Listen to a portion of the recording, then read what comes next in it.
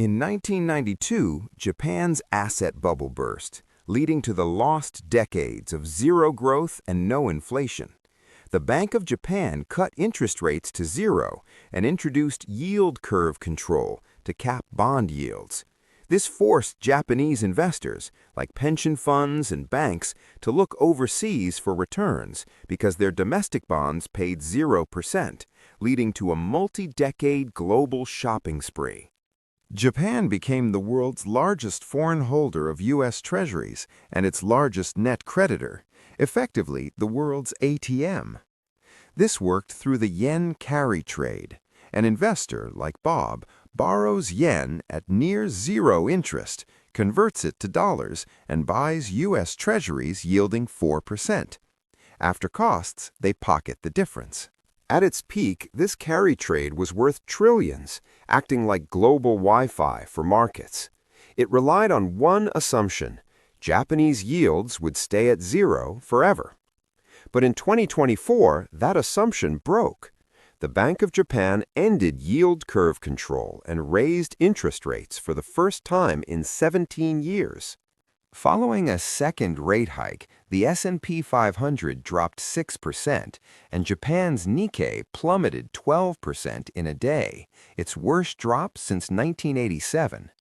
Higher Japanese yields make borrowing in yen and hedging currency risk more expensive. The free money trade flipped, leading to repatriation, where capital that flowed out of Japan for decades begins returning home. This is a major threat because the cheapest source of global liquidity is gone.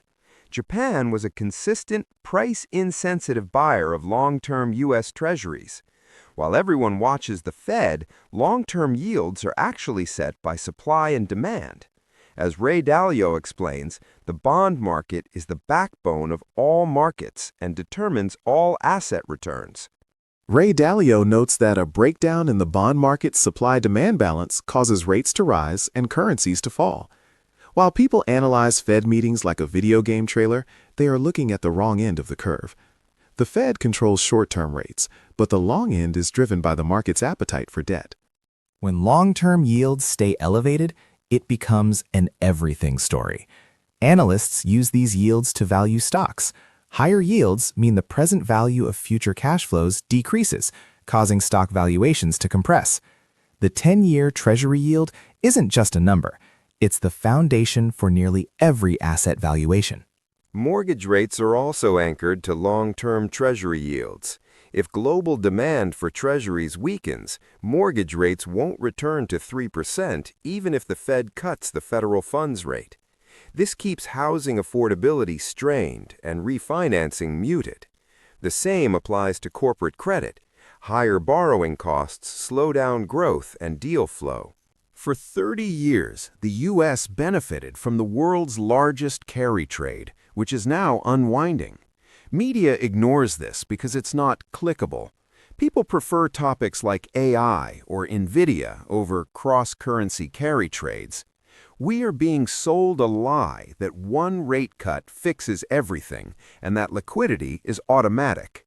Liquidity is the oxygen of the markets. If the largest holder of US Treasury steps back, the cost of money changes everywhere, affecting everything from stocks to mortgages.